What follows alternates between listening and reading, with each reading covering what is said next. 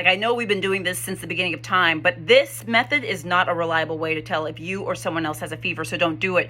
What you need is a thermometer. You gotta have a thermometer to tell really what your temperature is, and if you have a fever, this is the most accurate way. Guys, I got a lot to tell you in this video. You wanna watch till the end. I'm gonna tell you what a normal body temperature is. I'm also going to tell you how to properly use your thermometer because there's a right and a wrong way.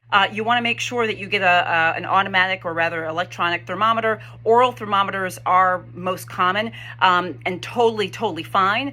Keep in mind, guys, if you have those old mercury thermometers from back in the day, you should not be using those. Those are not safe, and you can't throw them away in the trash. You actually need to contact your local public health department to figure out how to dispose of them. Also, another thing is don't trust your cell phone's apps to tell you what your temperature is. This is not likely to be the most accurate way to tell either, okay?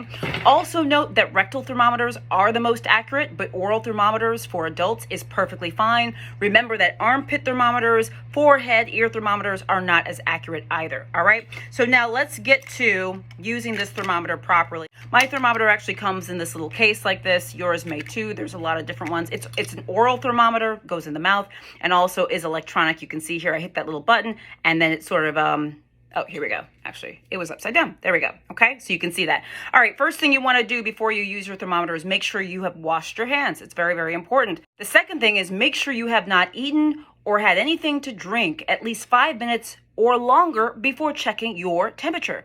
That's right, because the temperature of whatever you've eaten or had to drink could actually impact the thermometer's reading. Imagine if you drank something cold, that may change what the thermometer reads, okay? So that is super important. For these oral thermometers then, of course, what you do, self-explanatory. I know you guys know how to do this, but I'm going to go through it. Open your mouth, under the tongue. Thermometer goes in and you close your mouth around it, okay? You generally keep your thermometer in for about 30 or 40 seconds. You have hit the button, okay? You've hit this button to start the reading, all right? And generally it will beep when it is ready to be read, meaning that 30, 40 seconds are over, it will beep, you pull it out, you take a look at what the temperature is, and voila. Now, this is something that's important. Once you finish that, I want you to rinse off your thermometer with some water and then take like an alcohol swab and sort of wipe, just sort of swab it just to kind of get all the other stuff off of it, okay? That was weird, I know. But you want to swab it to make sure it's extra clean, then rinse it again, all right? I actually keep a box of these alcohol pads at home.